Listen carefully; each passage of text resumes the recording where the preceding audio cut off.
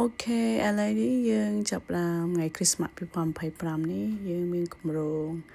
ទៅលេងAdelaideយើងជួបជុំក្រុមគ្រួសារប៉ុន្តែយើងបើកឡានទៅរយៈពេលបើកឡានប្រហែលជាដល់បើយើងគិតទាំងឈប់ទាំងអីប្រហែលជា18ម៉ោងប៉ុន្តែបើសិនជាយើងអាចឈប់ទៅលើមេបិណ្ឌក៏មួយយ៉ាងឥឡូវយើងត្រូវទៅចូលមេបិណ្ឌទៅយកពូដើម្បីយើងជិះម៉ូតូទៅទៀតទៅដល់Adelaide អញ្ចឹងយើងគេមកយប់ទេសភាពវាពេលគ្រីស្មាស់វាមានអារម្មណ៍ថាវាស្រស់ស្រាយមើលទេសភាពឡើងយើងចង់មានពណ៌ទឹកមាសស្អាតយើងព្យាយាមមកដល់ឲ្យបានតាន់ I think ជាប្រហែលជា8ម៉ោងពីមេបិណ្ឌរួចហើយយើងបញ្ញាមកដល់ airport ក្នុងស្រុកដើម្បីទទួលសាវនិងបងប្រុសអាហៀធំហ្នឹងពួកគាត់ជិះយន្តហោះមកជប់នៅមើល Adelaide ហើយអញ្ចឹងយើងយកឡានហ្នឹងទៅយកពួកគាត់នៅ airport អូយទូចនេះ Ryan ហើយវិលមកដែរហ្នឹងមកដល់នេះហើយយើងដល់វាតន់យើងជប់នៅផ្ទះហើយសម្រាប់ទៅហើយមកយកពួកគាត់នៅនៅ airport នៅហើយទៅយកអវ៉ាន់ការធ្វើដំណើរលើយន្តហោះវារយៈពេលវាខ្លីជាងធ្វើដំណើរតាមឡានគឺតែ2ម៉ោងជាងហើយបើយើងនិយាយប្រៀបធៀបទៅ airport ហើយជានិយាយពី airport ទៅពូហើយជាកន្លះម៉ោងអីហើយយើងមានគម្រោងថាធ្វើបុកល្ហុងញ៉ាំមានស្លាប់មាន់អាំងជួយទៅយើងមានត្បារៀបបុកសួរភាគច្រើនយើងបុកមុនភ្លក់តែភាគច្រើនយើងបុកដើម្បីអ្នកដែលរត់ចេះញ៉ាំហើយយើងបុកទៅមើលទេសភាពខាងក្រោយបុកបដាស្ដាប់ចម្រៀងបដាយើងនិយាយចំយើងហើយទៅក្រុមគ្រួសារញ៉ាំទៅហើយអាំងសាច់ដូចជាស្លាប់មាន់ហើយឥឡូវវានៅភ្លឺឡើយព្រោះគ្រីស្មាស់វា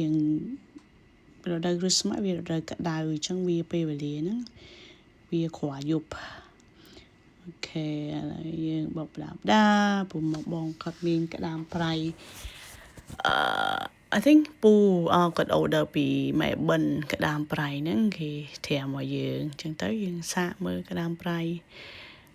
ថ្មីយើងទិញដូចជាច្រើនដែរឲ្យដូចមកប្រអប់ធំដែរ container ធំដែរទិញយកមកញ៉ាំហើយបុកក្តាមដែលគេធ្វើភ្លាមក្តាមប្រៃហ្នឹងមានរសជាតិឆ្ងាញ់គាត់បុកបដាហ្នឹងស្រាប់ទឹកមាត់ដែរ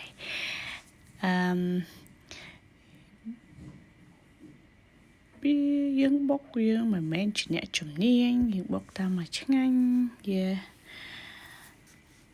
រៀលថាចាំពូយើងចង់ផ្លែឈើនៅ Adelaide វាសម្បូរបែបពេញប៉ោះយើងចំទឹកដីគេអ្នកចំការអញ្ចឹងមានអារម្មណ៍ថាផ្លែឈើផ្លែអីគេឆ្ងាញ់ពូក៏សាកមកមើលតន់បកហើយទេចាំមួយផ្លែសិនឥឡូវយើងជិតបានមួយចានហើយជិតឲ្យកាមេរ៉ាមែនភ្លួចឹងមានអារម្មណ៍ថាទឹកដីនៅនោះវាដំណាំអីវាជាពិសេសតចំពាំងបៃឈូអីហ្នឹងគឺល្អឥឡូវយើងចិត្តហើយឥឡូវឲ្យភ្លក់បន្តិចដើម្បីដឹងរសជាតិតែយើងអាចថែមពីច្រើនយើងបុកយើងជួយចិត្តឲ្យគាត់ភ្លក់ដើម្បីឲ្យដឹងថាខ្វះអីយើងសួរ okឥឡូវយើងចាប់ដើមជុំគ្នាហើយយើងថតរូបភាពជាអនុស្សាវរីយ៍មានវីដេអូខ្លះព្រោះថ្ងៃទី1ហើយកដោអីយើងមានខ្លះដែរកដោមិត្តភក្តិឲ្យកដោកន្លែងធ្វើការឲ្យមិនតែមិនចោលទេpen សារជំរាបវិទ្យុ pen 4នឹងអរគុណចំពោះមិត្តភក្តិដែលបានឲ្យនិងអ្នកធ្វើការមានទាំងឆូកូឡាត់ទៅអីមើលខ្លះមាន10ទឹកច្រើនពេករៀបរាប់អស់ហើយអញ្ចឹងអត់អីនឹងបន្តទៅទៀតនៅវគ្គបន្តជាមួយបងដាលេងអូខេបាយបាយ